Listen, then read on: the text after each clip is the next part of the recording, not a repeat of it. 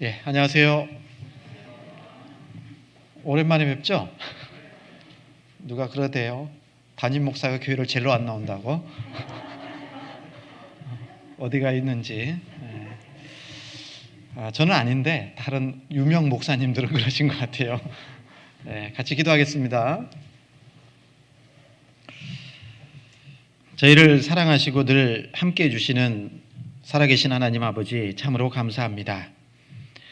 하나님께서 저희 영혼을 참으로 사랑하시고 또 불쌍히 여겨주셔서 우리가 받아야 될 저주와 심판을 예수님이 대신 받아주시고 십자가에서 죽으시고 또 부활하심으로 우리의 모든 죄를 영원히 용서해 주시고 값없이 구원해 주신 은혜 참으로 감사합니다. 구원해 주셨을 뿐만 아니라 주님의 몸된 교회 안에서 함께 교제할 수 있도록 도와주시고 또 복음을 전하는 그 일에 귀하게 쓰임받을 수 있도록 역사해 주신 것 참으로 감사합니다. 이곳에 주님의 몸된 교회를 세워주셨사오니 참으로 우리 경주교회를 통해서 더 많은 영혼들이 구원을 받고 주님께 돌아오는 귀한 역사에 더욱 귀하게 사용해 주시기를 간절히 바라고 원합니다. 또 우리 형제 자매님들 또 2022년 한 해를 되돌아보는 이 시기에 참으로 주님의 은혜가 있었기에 오늘 이 자리에서 또 함께 말씀 배우고 교제할 수 있음에 감사드립니다. 되돌아보면 참으로 부족하고 연약한 것들이 많아서 주님의 뜻을 온전히 이루지 못한 모습도 볼 수 있습니다. 주님, 새해에는 더욱더 전심전력해서 주님이 원하시고 기뻐하시는 뜻을 온전히 이루어갈 수 있도록 귀하게 저희들을 사용해 주시옵소서. 우리 경주교회를 통해서 더 많은 영혼들이 구원받음으로 하나님께 기쁨이 될 수 있도록 도와주시고 또 우리 형제 자매님들 더욱 주님 안에서 온전하게 살아갈 수 있도록 도와주시고 한 사람도 실족하는 사람 없도록 지켜주시기를 간절히 바라고 원합니다. 우리 형제 자매님들 여러 가지 시험과 고난과 핍박 속에 있는 분들 일일이 주님께서 함께 하셔서 그 모든 어려움들을 능히 이겨낼 수 있도록 힘주시고 능력 더해 주시옵소서. 또한 육신의 질병으로 고통받고 있는 형제 자매님들 건강도 더욱 온전히 회복시켜 주셔서 건강한 몸으로 주님과 복음 안에서 힘있게 살아갈 수 있도록 인도해 주시옵소서. 멀리 해외에서 복음을 전하시는 많은 선교사님들 그리고 그 가정들 그리고 또한 해외에 있는 모든 교회들 일일이 주님 함께 하셔서 마지막 때 우리 교회를 통해서 더 많은 영혼들이 구원받을 수 있도록 인도해 주시옵소서. 특별히 몽골 세련교육교회 주님께서 함께 하셔서 그 지역의 많은 잃어진 영혼들에게 복음이 힘있게 증거되고 구원의 역사가 날마다 나타날 수 있도록 인도해 주시고 이를 위해서 수고하시는 우리 이근종 선교사님과 그 가정 또한 든든하게 지켜주셔서 아무 어려움 없이 복음 전할 수 있도록 인도해 주시옵소서. 오늘도 귀한 주님의 말씀 앞에 나올 수 있도록 역사해 주신 것 감사합니다. 이 시간 저희들이 또 마땅히 알아야 될 말씀들을 알 수 있도록 지혜로 총명으로 더해 주시고 또 이 말씀이 우리 삶 가운데 힘이 되고 능력이 돼서 남은 생애를 주님의 선하신 뜻과 영광 가운데 살아갈 수 있도록 인도해 주시옵소서. 부득이한 사정으로 이곳에 함께 참여하지 못한 분들 계시다면 주님께서 어떤 형편에 있든지 지켜주시고 있는 처소에서 또 있는 형편에서 주님을 더욱 온전히 의지하고 주님께 기쁨 드리는 삶을 살아갈 수 있도록 인도해 주시옵소서. 다음에는 모두가 함께 모여서 말씀으로 교제 나눌 수 있도록 도와주시옵소서. 모든 말씀의 시종을 오직 주 성령께만 온전히 의지하며 예수님 이름으로 기도드렸습니다. 아멘. 요한계시록을 볼까요? 요한계시록 3장.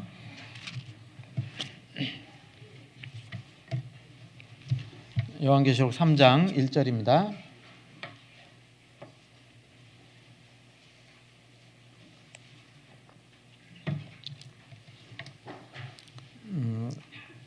신약성경 401페이지 요한계시록 3장 1절부터 6절까지 말씀입니다.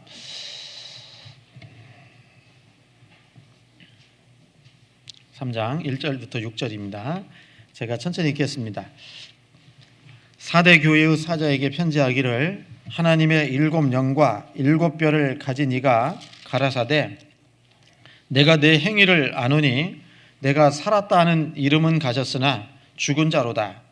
너는 일깨워 그 남은 바 죽게 된 것을 굳게 하라. 내 하나님 앞에 내 행위에 온전한 것을 찾지 못하였노니 그러므로 내가 어떻게 받았으며 어떻게 들었는지 생각하고 지키어 회개하라. 만일 일깨지 아니하면 내가 도적같이 이르리니 어느 시에 내게 임할는지 내가 알지 못하리라. 그러나 사대에 그 옷을 더럽히지 아니한 자 몇 명이 내게 있어 흰 옷을 입고 나와 함께 다니리니 그들은 합당한 자인 연고라. 이기는 자는 이와 같이 흰 옷을 입을 것이요 내가 그 이름을 생명책에서 반드시 흐리지 아니하고 그 이름을 내 아버지 앞과 그 천사들 앞에서 시인하리라. 귀 있는 자는 성령이 교회들에게 하시는 말씀을 들을지어다. 예, 여기까지요. 예, 다시 인사드립니다. 안녕하세요. 예, 앞뒤 보시면서 인사 좀 나누셨어요? 인사 한번 나누시죠. 사랑합니다. 예.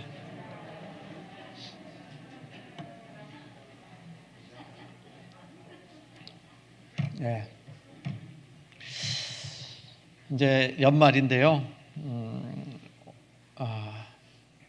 지금까지 그 구원을 받고 또 몸된 주님의 교회 안에서 신앙생활 할 수 있는 것도 하나님의 큰 은혜인 것 같습니다. 은혜로 구원을 받고 또 은혜 가운데 신앙생활 하는 것이 마땅하기 때문에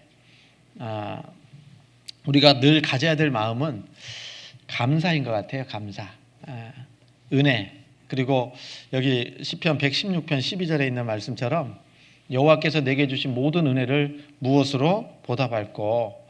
이 세상 사람들도요 은혜에 보답하는 것이 당연한 인간의 도리라고 얘기하지 않습니까? 아니에요? 그래서 그렇게 하지 않으면 배은망덕한 X 이렇게 얘기하잖아요. 그런 것처럼 우리도 받은 하나님의 은혜가 있기 때문에 그 받은 은혜에 보답하려고 하면서 살아가는 것은 너무나도 당연한 그런 마음일 겁니다. 그 마음이 변치 않고 주님 앞에 가는 그 날까지 또 주님이 오시는 그 날까지 그런 마음 속에서 우리가 살아야 되겠다 하는 것을 또 이제 연말이다 보니까 오늘 한 해를 좀 되돌아보면 좀 부족하고 또 게을러 가지고 못한 것들도 좀 있긴 한데 그래도 하나님의 은혜가 있었기에 우리가 지금도 이렇게 같이 교제하고 말씀을 나눌 수 있는 것 같습니다. 하나님께 정말 감사를 드립니다. 좀 전에 이제 얘기한 것처럼 담임 목사가 교회에 젤로 안 나온다고 하는데 내년에는 꼭 그러지 않도록 노력하겠습니다. 그리고 이 이제 요한계시록 이제 계속 공부를 좀 하다가 여러 가지 일정이 좀 있어가지고 좀 말씀이 좀 한 10월인가 이렇게 좀 말씀드리고 지금 이제 연말인데 말씀을 좀 찾았습니다. 요한계시록 2장 3장은 교회사입니다. 그래서 아시아에 7교회가 있는데 대표적인 교회입니다. 그 에베소 교회로 시작해서 마지막 라오디게아 교회까지 이렇게 나오는데요. 7교회는 좀 기본적으로 알고 있으면 좋겠어요. 그 무슨 교회가 있다고요? 졸다가 들으면 또 경주교회 하는 것 같은데 아시아에 있는 7교회 여기에 이제 소아시아를 얘기합니다. 터키죠. 그런데 그 터키 지역에 7교회가 있었습니다. 그런데 그 7교회가 에베소 교회, 서문학 교회, 그 다음에 버가모 교회, 두아디라 교회, 그 다음에 사대 교회, 그 다음에 빌라델비아 교회, 라우디게아 교회 이렇게 7교회가 있는데요. 이 아시아에 있는 7교회를 우리가 좀 공부하는 것은 교회사 가운데 나타날 교회의 모습을 설명하거든요. 그래서 교회가 어떤 모습으로 교제를 해야 될지를 우리에게 좀 잘 보여주고 있고 또 개인적으로도 이 교회가 구원받은 성도의 무리지 않습니까? 그러니까 이 교회의 식구들, 성도들이 어떻게 또 교제를 해야 될까? 그런 모습들을 교훈받을 수 있기 때문에 아주 중요한 성경 말씀이다라고 얘기할 수 있습니다. 그래서 이제까지 에베소 교회 배웠고 서문학 교회 배웠고 버가모 교회 배웠고 그 다음에 도하대학교까지 배웠죠. 오늘은 이제 네 번째인가요? 다섯 번째인가요? 사대교회를 좀 공부를 하려고 합니다. 이 사대교회는 사대에 있었던 사대 지역에 있었던 교회를 얘기하잖아요. 생각이 나서 그러는데 교회는 여러분 교회는 대부분 이제 교회는 하나지만 전국 전 세계가 하나의 교회지만 그리고 교회는 좀 전에 말씀드린 것처럼 그 구원받은 사람들의 모임 이렇게 교회를 정의하지 않습니까? 에클레시아다 이렇게 했는데 성경 찾겠습니다. 고린도전서 1장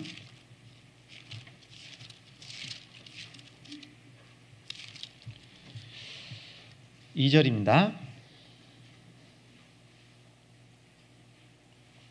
어떤 분들은 이제 교회가 뭐냐라는 그런 말씀을 좀 드릴 때가 있는데 여기 1장 2절입니다. 성경적 정의입니다. 교회의 성경적 정의입니다. 2절 고린도에 있는 하나님의 교회 곧 그리스도 예수 안에서 거룩하여지고 성도라 부르심을 입은 자들과 또 각처에서 우리의 주 곧 저희와 우리의 주 되신 예수 그리스도의 이름을 부르는 모든 자들에게 그랬잖아요. 이 교회의 성경적 정의는 뭐냐? 고린도에 있는 하나님의 교회, 이 고린도라는 지역이 있었다라는 거고요. 하나님의 교회인데 그 하나님의 교회가 우리나라에도 많죠. 하나님의 교회 많잖아요. 자칭 하나님의 교회 많잖아요. 근데 그것이 하나님의 교회가 아니고 하나님이 보시는 진짜 하나님의 교회는 어떤 곳이냐? 그리스도 예수 안에서 거룩하여지고 성도라 부르심을 입은 자들 이렇게 이제 정의를 내려요. 그러니까 우리는 예수 그리스도의 보혈로 거룩해졌어요. 아직도 거룩해질 거예요? 거룩해졌죠. 우리가 죄 때문에 영원한 지옥에 갈 수밖에 없었잖아요. 그런데 예수님께서 우리를 대신해서 피 흘려 돌아가셨어요. 우리의 죄값을 다 담당하셨잖아요. 그리고 하나님 앞에 이제 예수님이 흘리신 그 보혈로 말미암아 우리 죄가 영원히 용서됐죠. 됐어요? 될 것이다 해요? 됐어요? 됐잖아요.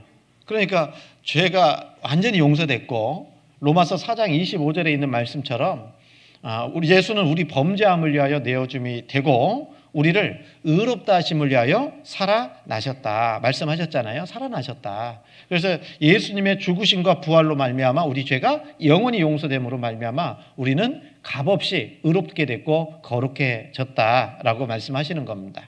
맞죠? 우리가 거룩해진 근거는 예수 그리스도의 보혈입니다. 예수님께서 십자가에서 피 흘려 돌아가셨기 때문에 우리는 거룩해졌죠? 그래서 여기도 말씀하신 것처럼 하나님의 교회 곧 그리스도 예수 안에서 거룩하여지고 그랬거든요. 우리가 구원받기 전에는 예수 그리스도 밖에 있는 사람들입니다. 그런데 이제 구원을 받으면 예수 그리스도 안으로 들어오게 된 겁니다. 위치 이동이 된 거예요. 그래서 그리스도 예수 안에서 거룩해졌고 그리고 이제 그런 사람들을 뭐라고 그래요? 성도라고 말하는 겁니다. 그래서 거룩하여지고 성도라 부르심을 입은 자들이죠. 그래서 교회는 혼자가 교회가 될 수가 없어요. 교회는 항상 누구요? 두 사람 이상이 교회가 되는 거예요. 그래서 구원받은 사람 두 사람 이상이 돼야 교회로 이제 시작이 된다라고 해요. 하나님 앞에. 그래서 교회 최소 단위는 두 사람이에요. 성경 마태복음 보시죠. 마태복음 18장.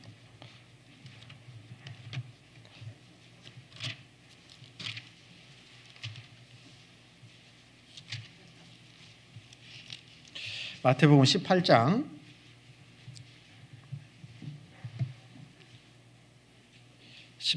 20절입니다.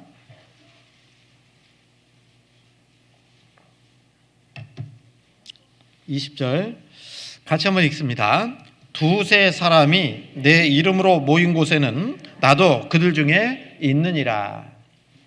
그래서 여기 두세 사람이라는 게 누구죠? 구원받은 두세 사람. 그래서 가장 그 교회 작은 단위는 남편과 아내가 만약에 구원을 받은 부부라면 거기가 가장 작은 교회라고 얘기할 수 있어요. 그래서 교회의 가장 최소 단위는 가정에서부터 시작된다라고 해도 틀리지 않아요. 그리고 이 구원받을 때 성령께서 우리에게 임하시잖아요. 그러므로 인해서 이 몸이 하나님의 성령이 거하시는 전이 돼서 성전이라고 얘기하는 겁니다. 그럼 이 교회당은요, 말 그대로 구원받은 사람들, 성도들이 함께 사는 집, 그래서 교회당 이렇게 얘기를 하는 거죠. 무슨 얘기인지 알죠? 그러니까 이것은 그냥 건물입니다. 단지 성전이라고 얘기하기는 어렵고 그냥 구원받은 사람들이 모여서 음식도 나누고 교제도 하고 하는 집이다. 교회당 이렇게 얘기하는 겁니다. 그래서 이렇게 교회당을 만들어 놓고요. 모였던 것은요. AD 한 313년에 기독교가 공인이 되잖아요. 로마에서. 그래서 그 이후로 천주교가 시작되면서부터 건물이 성당이 지어지면서 이렇게 건물을 지어놓고 모이기 시작한 것이지 그 전에는 성경 보면 초대교회 당시에도 그 집에서 모여있는 교회를 얘기하고 있잖아요. 그래서 아시아의 첫 열매라고 하면서 교회를 말씀하시는 거고요. 그러니까 교회에 문안한다 이런 말씀도 많고요. 그러니까 교회는 여러분 예수 그리스도 안에서 거룩하여지고 성도라 부르심을 입은 자들, 이게 교회다라고 얘기하는 겁니다. 이해가시죠? 그리고 이제 교회가 이제 그렇다면은 어떤 분은 또 그런 얘기합니다. 여기는 침례교회예요, 장로교회예요, 뭐 감리교회예요 물어보는 데 있어요. 그래서 그냥 귀찮아가지고 침례교회예요 이렇게 얘기합니다. 그래서 왜 침례교냐? 실은 문패를 예전에는 이제 우리 교회 역사, 우리 교회사 가운데 문패를 안 붙여놨더니 또 뭐라고 해? 이단이라고. 네? 그래서 문패를 붙여준 거예요. 문패를 성경적으로. 무슨 얘기인지 아시죠? 그러니까 문패는 주인 보려고 그래요? 다른 사람 보라고 붙이는 거예요? 다른 사람 보라고 붙이는 거잖아요.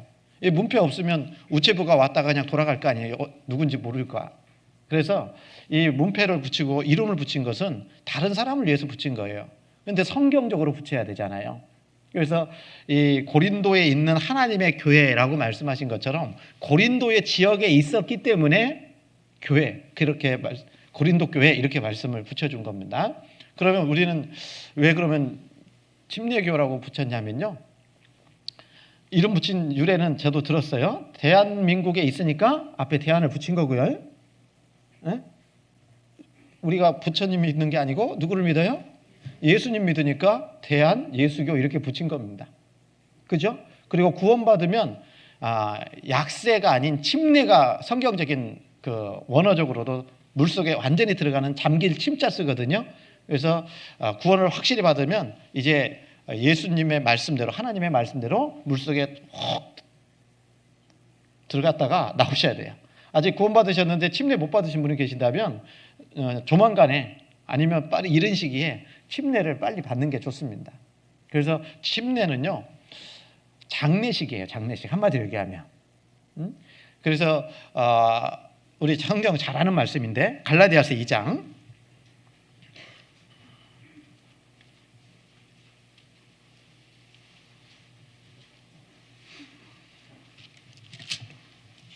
갈라디아서 2장. 그러니까 엄한 얘기만 하는 것 같은데 오늘. 갈라디아서 2장 20절입니다. 같이 한번 읽겠습니다. 이게 304페이지입니다. 갈라디아서 2장. 이제 최근에 이제 구원받고 우리 교회에 출석하신 분들도 계시는 것 같아서 좀 기본적인 말씀이니까 좀 드리는 겁니다. 2장 20절 같이 읽습니다. 내가 그리스도와 함께 십자가에 못 박혔나니 그런즉 이제는 내가 산 것이 아니요 오직 내 안에 그리스도께서 사신 것이라. 이제 내가 육체 가운데 사는 것은 나를 사랑하사 나를 위하여 자기 몸을 버리신 하나님의 아들을 믿는 믿음 안에서 사는 것이라. 예수님도 공생에 시작할 때 침례를 받으셨거든요. 그냥 약세 받은 게 아니고 예수님도 세례 요한에게 침례를 받기 위해서 물속으로 들어갔다 나왔어요. 그래서 예수님은 침례 받을 이유가 없는데 세례 요한이 베푼 세례는요, 침례는 회개의 세례예요. 그래서 유대인들이 세례 요한을 통해서 받은 세례는 침례는 회개인데, 왜냐하면 자기가 죄인이라는 사실을 깨닫고 침례를 받은 거예요. 그러면 예수님은 세례 요한에게 침례 받을 이유가 없잖아요. 근데 왜 받았을까? 모형적으로 보여주신 겁니다. 그래서 물속에 들어갔다 나오셨잖아요, 예수님도. 그것은 예수님이 장차 이제 앞으로 이제 3년 반 후에겠죠. 십자가에서 죄인을 위해서 죽으실 것, 그리고 부활하실 것을 미리 보여주신 거예요. 무슨 얘기인지 아시죠? 그래서 예수님이 십자가에서 죽으셨잖아요. 죽으시고 장사된 지 사흘 만에 부활하셨잖아요. 그래서 물속에 들어가는 것은 죽음을 얘기하는 거고, 장사되는 걸 얘기하는 거고, 물속에서 올라오는 것은 예수님과 관련해서는 부활을 얘기하는 겁니다. 그리고 이 방금 읽은 말씀처럼 우리도 예수님과 함께 죽었어요, 안 죽었어요? 십자가에서? 예? 아닌데, 나 살았는데? 아닙니다. 예수님이 십자가에 죽을 때 나도 같이 죽은 거예요. 그래서 죄인의 운명이 끝나버린 겁니다. 무슨 얘기인지 아시죠? 죄인의 운명이 끝났고 예수님이 부활하신 것처럼 이제 우리도 부활의 새 생명 가운데서 살아가는 거예요. 그래서 이제 여기 말씀하신 것처럼 내가 그리스도와 함께 십자가에 못 박혔나니 그런즉 이제 내가 산 것이 아니요 오직 내 안에 누가 살아요? 그리스도께서 사신 것이라. 이제 내가 육체 가운데 사는 것은 또 살잖아요. 구원받아서 살잖아요. 이제 삶의 목적이 바뀌는 거죠. 내가 육체 가운데 사는 것은 이제 왜 살죠? 나를 사랑하사 나를 위하여 자기 몸을 버리신 하나님의 아들을 믿는 믿음 안에서 살아가는 거다라는 겁니다. 그리고 예수님이 십자가에서 돌아가시고 부활하심으로 말미암아 어떤 음성이 들려질 것을 모형적으로 보여준 게 이제 침례 받을 때 하늘이 열리고 하늘에서 음성이 들렸잖아요. 이는 내 사랑하는 아들이요 내 기뻐하는 자라. 그래서 예수님이 십자가에서 죽으시고 부활하심으로 말미암아 이제 구원받은 사람들을 향해서도 하나님께서 음성으로 말씀으로 주시는 거예요. 뭐요? 너는 내 사랑하는 아들이요 내 기뻐하는 자라. 그러니까 여러분, 하나님께서요 우리 죄인이 구원받으면 기뻐해요, 안 기뻐해요? 짜증날까요? 얼마나 기뻐하시는지 모릅니다. 그래서 얼마나 기쁨이 큰지 그 누가복음 15장에서는요 양의 비유를 말씀하셔요. 양 100마리가 있는데 그 중에 한 마리 잃어버리면 찾아요, 안 찾아요? 네, 찾는다고. 그래서 그 찾으면 얼마나 기뻐하는지 그걸 말씀해주고 계시잖아요. 그래서 죄인 한 사람이 구원받으면 하나님의 기쁨이 정말 크다라는 것을 우리에게 말씀해주고 있는 겁니다. 이해 가시죠? 그래서 이 구원을 받으면 이제 확실하게 구원을 받으면 그 다음에 하는 것이 침례를 받는 것이 맞아요. 침례를 받을 때 나도 예수님과 함께 죽었고 이제 나는 예수님과 함께 삽니다 라는 것을 공포하는 거예요. 우리 이제 구원받은 사람이 받는 침례는요. 그래서 여러분 침례 받으셔야 돼요. 빨리 받아야 돼요, 천천히 받아야 돼요? 빨리 받는 게 좋아요. 아니, 돌아가신 분이 있으면 빨리 묻어야지 그냥 내놓으면 되겠냐고요. 그래서 흙으로 묻어버리면 안 되잖아요. 흙으로 묻으면 못 나오잖아요. 그래서 물속으로 들어갔다가 나올 수 있게 하나님께서 침례를 허락하신 겁니다. 자, 그래서 마태복음 28장 마지막 부분에도 그런 말씀이 있잖아요. 그러므로 너희는 가서 모든 족속으로 제자를 삼으라는 것은 구원받게 하라는 거거든요.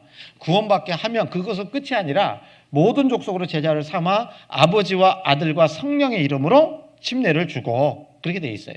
그러니까 구원받게 해서 침례하는 겁니다. 그 다음에 이제 침례줄 주고 내가 너에게 분부한 모든 것을 가르쳐 지키게 하라라고 말씀을 하신 겁니다.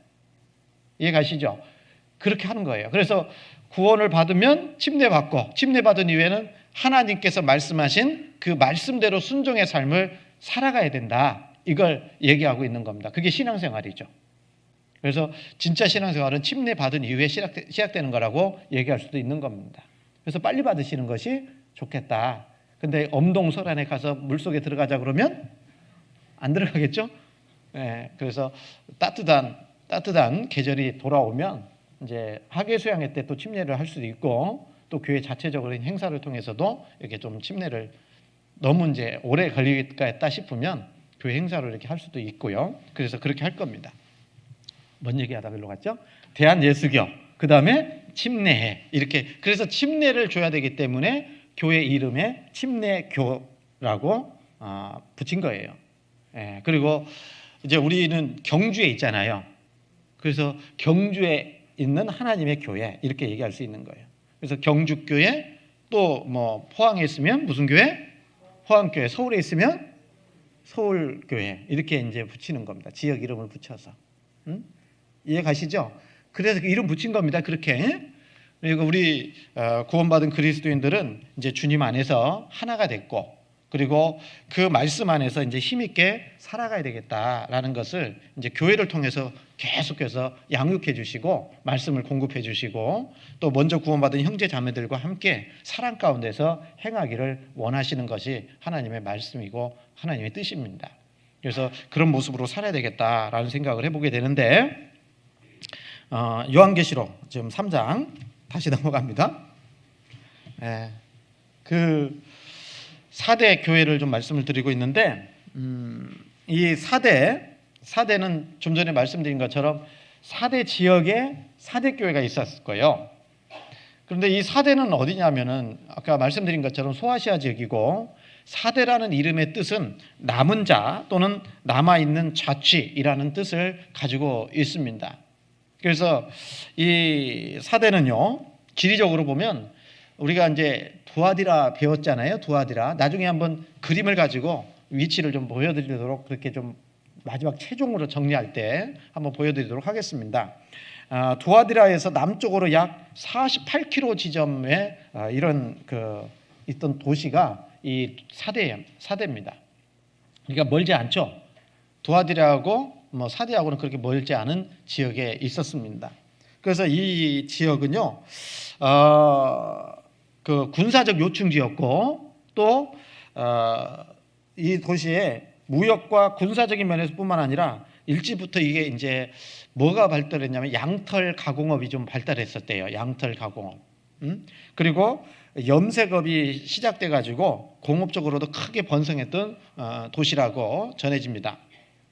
그리고 이 도시는 BC 이제 700년경부터 BC 546년까지 역사적 기록에 보면 그 리디아라는 그 왕국이 있었는데, 그 리디아 왕국의 수도 역할을 했다고 전해지고, 그러니까 그런데 이제 BC 545년부터요 로마에게 이제 점령당하기 전까지는 서머나에게 이제 그 서머나가 옆에 서머나도 있었다고 그랬잖아요. 그 서머나에게 그 영광을 빼앗긴 겁니다.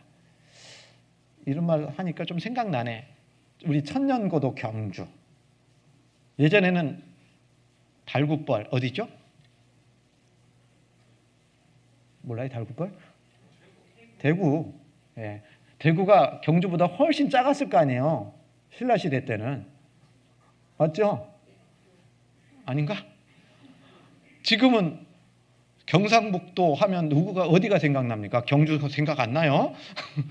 예, 그만큼 이제 그 방금 말씀드린 그 4대가 그 전에는 서머나에 비해서 훨씬 더 발달한 그런 도시였는데, 이제 그 이후에는 서머나에게 그 영광을 훨씬 더 발달한 그런 도시로 이제 돼 있다라는 겁니다.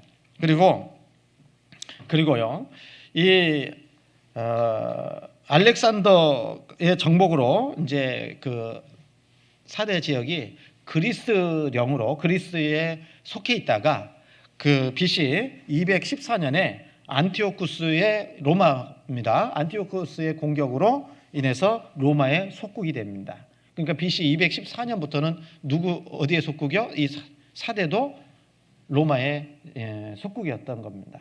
그래서 그 속국으로 지내다가 이제 좀 전에 말씀드린 것처럼 상업과 공업이 번성했기 때문에 부가 굉장히 부유한 도시 중에 하나였어요.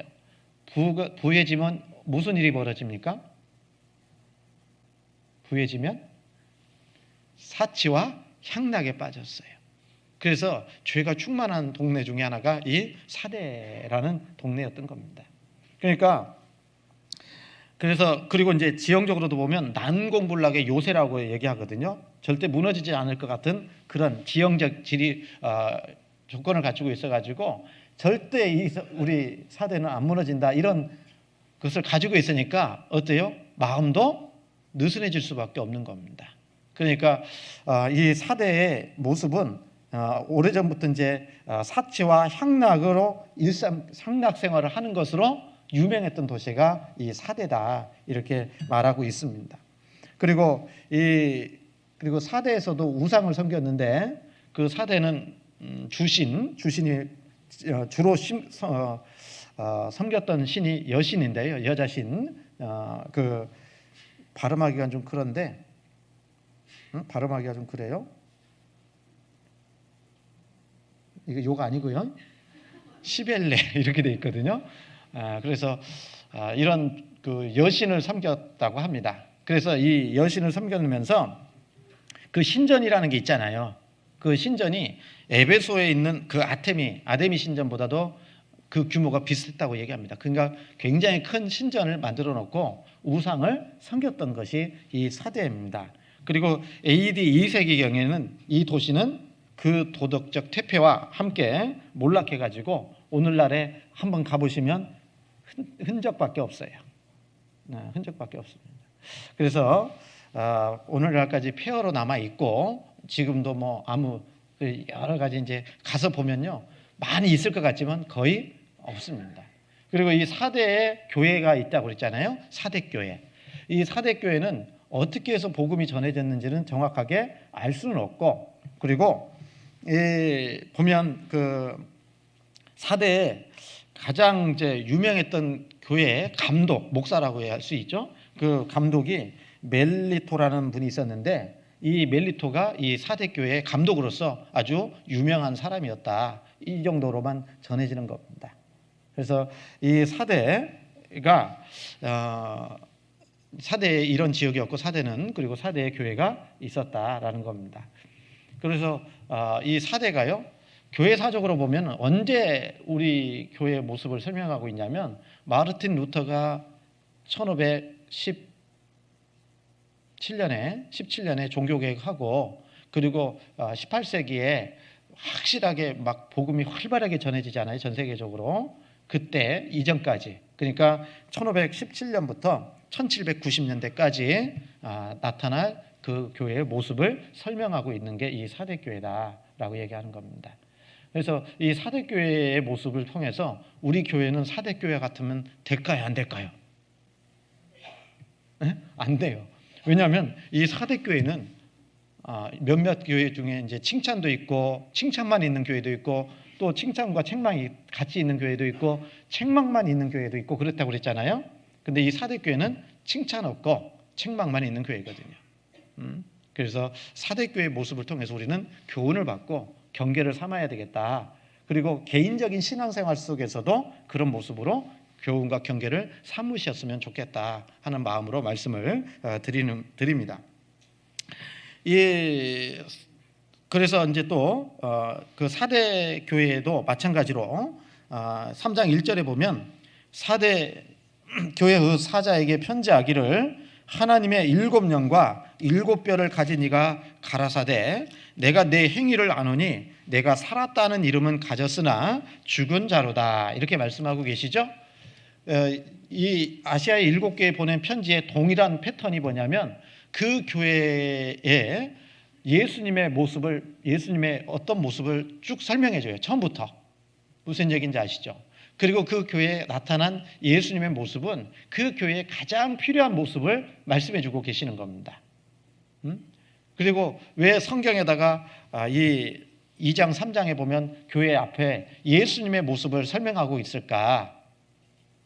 모든 문제를 해결할 수 있는 방법은 예수님이라는 거예요. 우리가 살다 보면요 신앙생활 하다 보면 여러 가지 어려움이 있을 수 있잖아요. 여러분 구원받아도 만사형통이에요? 만사불통이에요? 만사불통이라도 신앙생활 못하잖아요. 네? 그래서 만사형통도 아닙니다. 하나님은 우리에게 고난도 주십니다. 맞죠? 그 찬송가 있잖아요. 만사형통하리라. 주님 보시기에는 만사형통인데요. 우리가 겪는 것은 때로는 형통할 때도 있고 때로는 공고할 때도 있고 어려움이 주어질 때도 있고 많이 그렇다라는 겁니다. 그러면요, 그 문제가 일어났을 때, 어려워질 때 어떻게 해야 될까? 내 스스로 문제를 해결하려고 하면 문제는 더 꼬이게 돼 있어요. 실은요.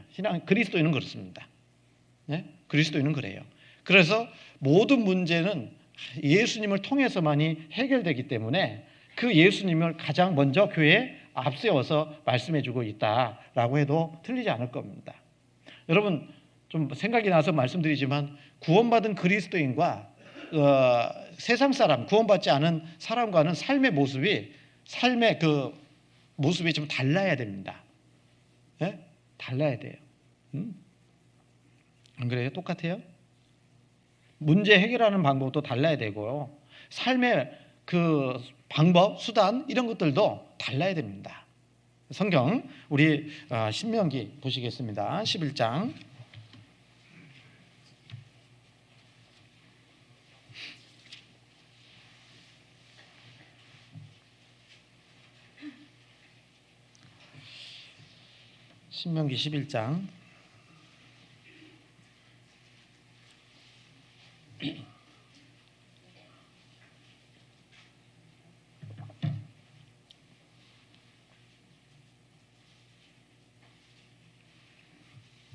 신명기 11장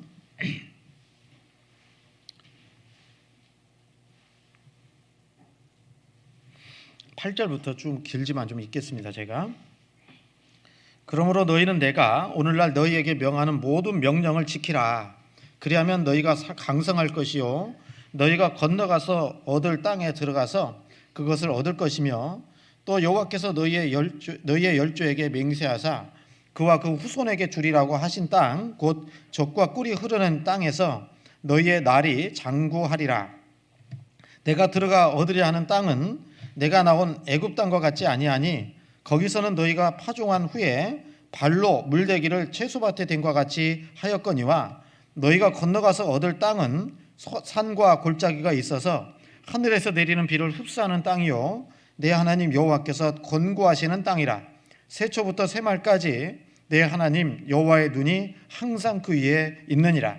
내가 오늘날 너희에게 명하는 나의 명령을 너희가 만일 청종하고 너희의 하나님 여호와를 사랑하여 마음을 다하고 성품을 다하여 섬기면 여호와께서 너희 땅에 이른비 늦은비를 적당한 때에 내리시리니 너희가 곡식과 포도주와 기름을 얻을 것이요 또 육축을 위하여 들에 풀이 나게 하시리니 내가 먹고 배부를 것이라. 이렇게 되어 있거든요.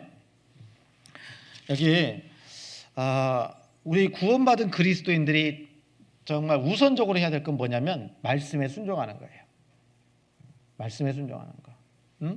여기 그 구원받은 그리스도인의 삶의 모습이 이와 같아야 된다라는 것을 말씀하실 때 말씀에 순종하면 이기게 하시고 얻게 하시겠다라는 내용이잖아요. 말씀에 순종했을 때. 그래서 10절에 보면 내가 들어가 얻으려 하는 땅은 내가 나온 애굽 땅과 같지 아니하니 거기서는 너희가 파종한 후에 발로 물대기를 채소밭에 댄 것 같이 하였거니와 그랬잖아요. 애굽 땅에서는 어떻게 살았어요? 농사를 짓는데 농사를 지으려면 물이 필수적으로 필요할 거 아닙니까? 그런데 그 물을 갖다가 어떻게 했냐면 물을 끌어들인 거예요. 나일강에 있는 물을 끌어다가 농사를 지은 겁니다. 그래서 발로 물대기를 채소밭에 댄 것 같이 하였거니와 이 말은요. 예전에 이제 우리 그림 보면은 저도 직접 본 건 없는데 수차 같은 거 보신 적 있죠? 물 이렇게 끌어올리는 거. 지금은 양수기 가지고 물 올리잖아요. 예? 그래서 예전에 이제 발을 밟아 가지고 물을 끌어 가지고 채소밭에다가 물을 공급함으로 인해서 채소를 얻었던 겁니다. 그러니까 애굽 땅에서는 어떻게 살았던 겁니까? 자기의 인간의 노력과 수단과 방법을 가지고 살았던 거다 그 말이에요. 그렇죠? 그런데 이제 그들은 애굽 땅에서 나와서 광야를 통과해 가지고 어디 갔어요? 가나안 땅에 들어갔잖아요. 가나안 땅에서는 그렇게 살면 안 된다. 이걸 말씀하고 있는 거예요. 가나안 땅에서는 이렇게 살았어요. 여기에 11절에 보면 너희가 건너가서 얻을 땅은 산과 골짜기가 있어서 하늘에서 내리는 비를 흡수하는 땅이요 내 하나님 여호와께서 권고하시는 땅이라. 권고한다는 것은 돌보신다는 거예요. 그러니까 하나님께서 이스라엘 백성들이 들어가는 가나안 땅은 하나님이 돌보시는 땅입니다. 돌보시는 땅입니다. 세초부터 세말까지 내 하나님 여호와의 눈이 항상 그 위에 있으리라. 하나님이 보시고 하나님이 돌보시는 땅이 무슨 땅? 가나안 땅이다. 그래서 하늘에서 내리는 비를 흡수해서 농사를 짓게 하는 거예요. 강이 없어요. 물론 요단강도 있고 물론 저기 갈릴리 호수도 있지만 그렇게 해서 물을 끌어가지고 농사 지을 수 있는 것이 아니라 실은 하나님 말씀에 순종하는 삶을 살아갈 때 잘 된다 이런 겁니다. 왜요? 하늘에서 비가 내리지 않으면 농사를 지을 수가 없는데 14절, 13절 내가 오늘날 너에게 명하는 나의 명령을 너희가 만일 청종하고 너희 하나님 여호와를 사랑하여 마음을 다하고 성품을 다하여 섬기면 그렇게 돼 있죠. 그 다음에 14절에 여호와께서 너희 땅에 이른 비 늦은 비를 적당한 때에 내리시리니 너희가 곡식과 포도주와 기름을 얻을 것이요 또 육축을 위하여 들에 풀이 나게 하시리니 내가 먹고 배부를 것이라. 무슨 얘기인지 아시죠, 여러분? 예? 그러니까 가나안 땅에서는 자기가 노력해가지고 열매를 얻는 것이 아니라 하나님 말씀에 순종의 삶을 살아가면 하나님께서 적당한 때에 이른 비와 늦은 비를 내려주셔서 열매를 거두게 하시는 땅이 이 가나안 땅이다 이 말이에요. 이건 단순히 농사 짓는 얘기를 하는 게 아니에요. 어떤 분들은 또 농사 얘기하는구나 이렇게 생각하시는데 농사 짓는 얘기가 아니고 우리가 살아가는 삶의 방식을 지금 설명하고 있는 겁니다. 우리가 구원받기 전에는요 자기 수단과 자기 방법대로 살아온 게 사실이잖아요. 그렇죠? 그랬어요 안 그랬어요? 그랬잖아요. 공부도 열심히 하셨죠? 네. 여러분 그래서 노력한 만큼 이루어지는 것도 하나님의 법칙이잖아요.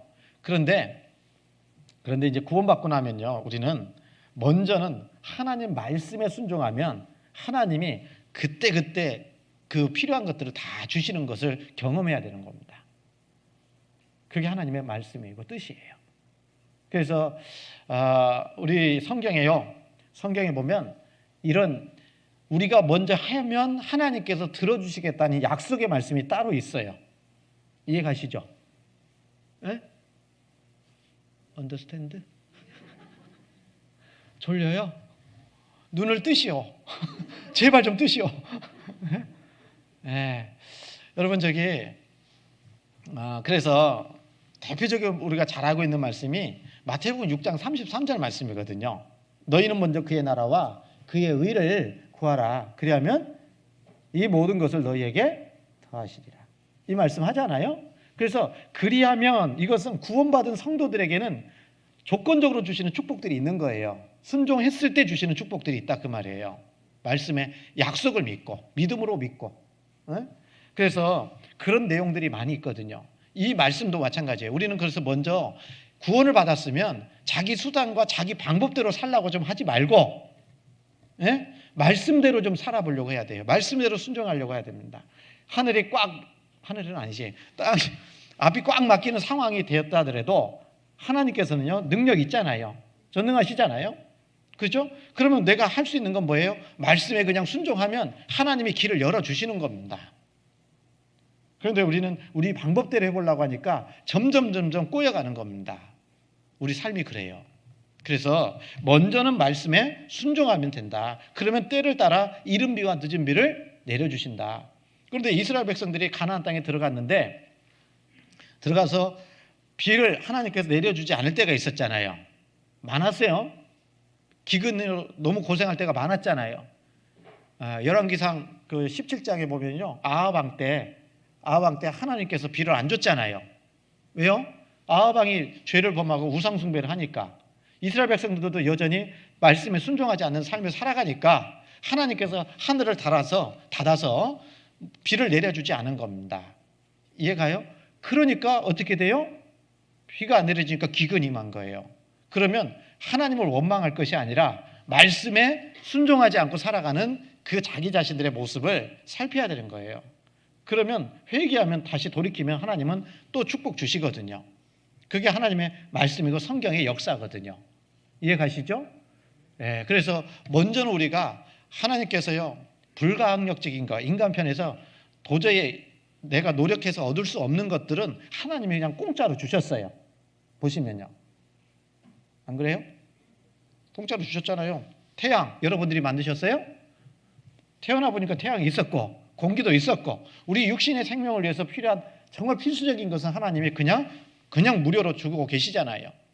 구원도 우리가 할 수 있는 게 아니니까 영혼 구원에 대한 것도 무료로 하나님께서 우리에게 공짜로 주신 거잖아요. 거저 주신 거잖아요. 맞죠? 그런데 이제 구원받은 사람이라기에는 이제 하나님의 자녀로서 합당하게 살아가는 것만큼 주시는 축복이 있다. 그것은 조건적인 거다. 이렇게 얘기할 수 있는 겁니다. 이해가시죠? 성경 잠언. 죄송합니다. 요한계시록 얘기 안 하고 지금 잠언 3장.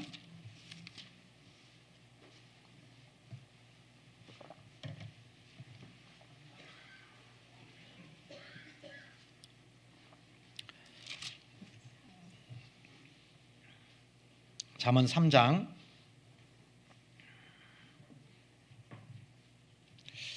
1절부터 보겠습니다.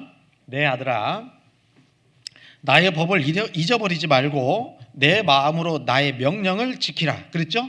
내 아들아, 구원받은 성도들에게 하는 얘기예요. 말씀인데 내 아들아, 하나님의 법을 잊어버리지 말고 내 마음으로, 우리 각자죠? 내 마음으로 나의 명령을, 하나님의 명령을 어떻게 하라고요? 지키라고, 순종하라고. 그리하면 2절입니다. 그리하면 그것이 너로 장수하여 많은 해를 누리게 하며 평강을 더하게 하리라. 순종의 삶을 살아가잖아요. 그러면 축복이 뭐예요? 장수예요. 그래서 성경에 보면 너무 악인도 되지 말라고 했어요. 왜? 기한 전에 죽을 수 있다고. 그래서 우리가 말씀의 순종의 삶을 살아가잖아요. 그러면 장수할 수 있게 해주셔요. 그리고 또 많은 해를 누리게 하며 평강을 더하게 하리라. 왜 내 마음속에 평강이 깨질까요? 말씀에 순종하지 않으니까요. 그런 겁니다. 말씀에 순종해 보십시오. 하나님께서 평강을 주십니다. 그리고 3절, 인자와 진리로 내게서 떠나지 않게 하고 그것을 내 목에 매며 내 마음판에 새기라. 그리하면 내가 하나님과 사람 앞에서 은총과 귀중히 여김을 받으리라 그랬잖아요. 여기 말씀하시기를 인자와 진리로 내게서 떠나지 않게 하고, 인자가 뭐죠? 사랑이요. 진리가 뭐죠? 말씀이에요. 하나님의 사랑과 하나님의 말씀을 내게서 떠나지 않게 하라. 말씀 가까이 하셔야 돼요. 예? 이제 올해가 다 저물어 가는데 성경 일독 하셨나요? 그리고요, 이제 내년에 성경 일독은 기본이고 내년에는요, 수요 말씀, 주일 말씀, 이런 말씀 시간을 절대 빠지지 말자. 이런 좀 다짐도 좀 하고 새해를 좀 시작하셔요. 예? 아시죠? 그래서 내 사랑, 하나님의 사랑과 이 인자는 이제 구원받은 성도들 사이에 그 주님 말씀하셨잖아요. 뭐라고요? 내가 새 계명을 너희에게 주노니 너희는 서로 사랑하라. 내가 너희를 사랑한 것 같이 너희는 서로 사랑하라. 교제는요, 구원받은 형제자매들이 뭐 하는 곳입니까? 사랑 나누는 곳이에요. 사랑 나누는 거. 예? 그래서 교제를 멀리하면 사랑을 멀리하는 거예요. 그래서 인자와 진리로 내게서 떠나지 않게 하고 그것을 내 목에 매며, 목 매달라는 거 아니고요. 그거 뭐 항상 가까이 하라 그 말이에요. 그래서 목에 매며 내 마음판에 어떻게 하라고요? 새기라고. 말씀도 새겨야 되고요. 그래서 마음판에 새기라. 그러면 어떻게 되느냐? 내가 하나님과 사람 앞에서 뭘 얻어요? 은총과 귀중히 여김을 받으리라 말씀하시는 거예요. 은총도 있고 귀중히 여기는. 그래서 이제 우리가 하나님의 말씀과 하나님의 사랑을 간직하고 살잖아요. 그러면 이 세상에 어떤 사람이 그런 얘기했거든요. 이 세상에 세 가지 부류의 사람이 있다고. 어떤 사람이요? 있으나 마나한 사람, 있어서는 안 될 사람, 꼭 필요한 사람, 여러분들은 어디에 속하길 바래요? 꼭 필요한, 정말 소중한 사람, 이 사람이 돼야 될 거 아니에요. 그죠? 그러기 위해서는 하나님의 사랑과 하나님의 말씀을 마음 가운데 새기면 어떻게 된다고요? 하나님과 사람 앞에서, 사람은 이방인들도 포함되고 우리 구원받은 성도들도 포함됩니다. 그래서 교회에서 가장 필요하고 가장 정말 귀중한 사람이 될 수 있는 게 말씀을 새기고 사랑은 사람 가운데 살아가는 거예요. 그렇게 되는 겁니다. 그리고 5절입니다. 너는 마음을 다하여 여호와를 의뢰하고 내 명철을 의지하지 말라. 너는 범사의 그를 인정하라. 그리하면 내 길을 지도하시리라. 자기 꾀대로 살지 말고 하나님 말씀대로 살아라, 그 말이에요. 하나님이 인도하시는 대로 살아가라 라고 말씀하시는 겁니다. 너는 범사의 그를 인정하라. 우리 구원받은 그리스도에게 필요한 마음 중에 하나인 것 같아요. 그래서 내게 일어난 상황을 그냥 무심결에 그냥 넘어갈 것이 아니라 내게 일어난 여러 가지 어려움이든지 좋은 일이든지 간에 이것은 하나님께서 나에게 어떤 의미로 이런 일을 허락하실까? 이런 생각을 좀 해봐야 돼요. 하나님께서 나에게 주시려고 하는 교훈은 뭘까? 이런 것들을 좀 생각하고 이제 그걸 받아들여야 되지. 그냥 아무 생각 없으면 어떻게 돼요? 아무 생각 없으면 이렇게 됩니다. 그래서 나에게 아무 유익이 없게 되죠. 그래서 너는 범사의 그를 인정하라. 범사의 그를 인정하라는 것은 모든 일에 하나님을 개입시키라는 겁니다. 개입시키고 계시죠? 네? 맞죠? 네, 개입시켜야 됩니다. 그래서 너는 그리고 또 7절에 스스로 지혜롭게 여기지 말지어다. 여호와를 경외하며 악을 떠날지어다. 이것이 내 몸에 양약이 되어 내 골수로 윤택하게 하리라 말씀하셨어요. 그래서 스스로 지혜롭게 생각하지 말고요. 이거 나 정도면 신앙생활 잘하는 것 같은데 이게 자기 착각에 빠지면 안 된다, 그 말이에요. 이 정도 됐으면 됐지 뭐. 안 됩니다.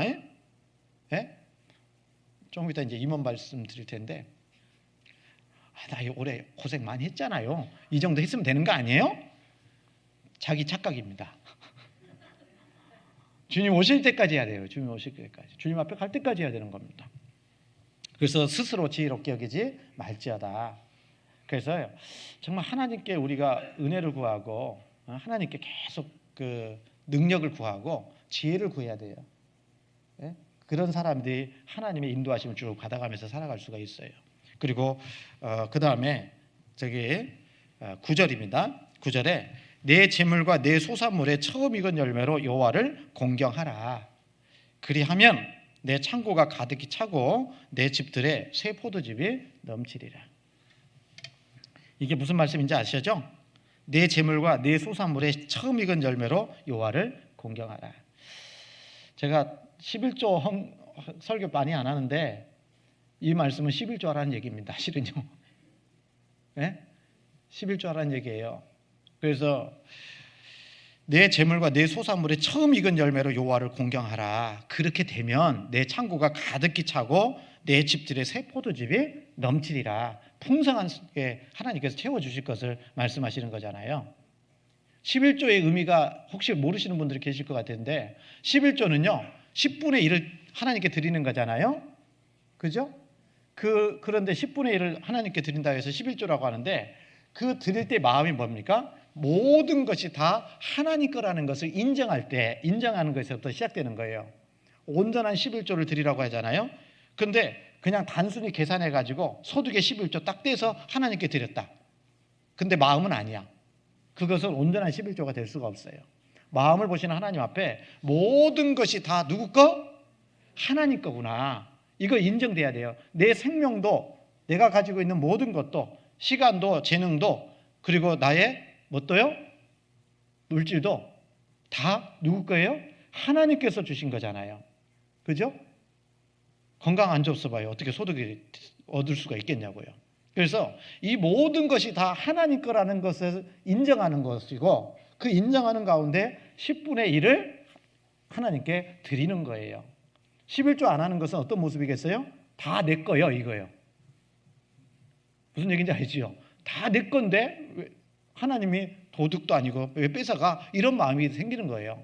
그래서 11조는 모든 것이 다 하나님 것이고 그 중에 그 10분의 1을 모든 것이 하나님 거라는 것을 인정하는 표로 11조를 10분의 1을 드리는 겁니다. 그게 온전한 11조예요. 그래서 그러면 모든 것이 다 주님 거니까 하나님 거니까 나머지 안 드린 10분의 9는 내 거예요? 아니죠. 그것도 하나님 거잖아요. 그렇기 때문에 그 10분의 9를 가지고 하나님의 뜻대로 사용할 수가 있게 되는 거예요. 그렇게 됐을 때 하나님이 축복 주시는 겁니다. 이해 가시죠? 올해 11조 안 했으면 내년에 꼭 하세요. 예? 꼭 하셔야 돼요. 그래서 축복받는 삶을 좀 살아야 될 거 아니에요. 여기 말씀하시잖아요. 그리하면 내가 내 창고가 가득히 차고 내 집들의 새 포도즙이 넘치리라 말씀하셨잖아요. 약속입니다. 그래서 하나님의 약속은 지켜요, 안 지켜요? 하나님께서는 반드시 지키시잖아요. 맞죠? 그러면 우리가 하나님의 축복을 받으려면 우리가 해야 될 거 아니에요, 이제. 그죠? 맞죠? 맞아요, 맞아요. 맞잖아요. 그래서 11조도 좀 잘 하시고 또 시간도 또 여러 가지를요. 하나님의 뜻대로 먼저는 하나님께서 일하실 수 있도록 해가는 것이 필요합니다. 그게 하나님의 말씀이에요. 그래서 자기 수단과 자기 방법대로 살라고 좀 하지 마요. 그렇다고 게으르게 살라 그 뜻은 아닙니다. 성실하게 살아야 돼요. 성경에도 그랬잖아요. 사람이 마음으로 자기의 길을 계획할지라도 계획 세우라고 했어요. 내년도 계획도 저도 좀 세우고 있습니다. 교회 계획도 세우고 여러 가지 계획을 세워요. 그러나 그 사람이 마음으로 계획을 세울지라도 그 걸음을 인도하시는 분은 여호와 하나님이시다. 그 계획대로 이루어지는 것은 또 하나님이 이루어 주시는 거예요. 주셔야 됩니다. 그래서 성실하게 부지런하게 힘있게 살아야 되겠다라는 겁니다. 맞죠? 맞죠? 기도하겠습니다. 저희를 사랑하신 하나님 감사합니다. 오늘 또 주님께서 허락하셔서 하나님 말씀 앞에 나와서 또 마땅히 우리가 어떻게 살아야 될지를 교훈받는 귀한 시간 되었습니다. 주님, 더욱더 주님께서 우리와 함께 해주시고 또 주님께서 능력과 사랑과 지혜로 충만히 채워주셔서 남은 생애가 오직 주님의 뜻과 영광만이 온전히 나타날 수 있도록 인도해 주시옵소서. 남은 시간도 오직 주님께만 온전히 의지하며 주 예수님 이름으로 감사하며 기도드렸습니다. 아멘.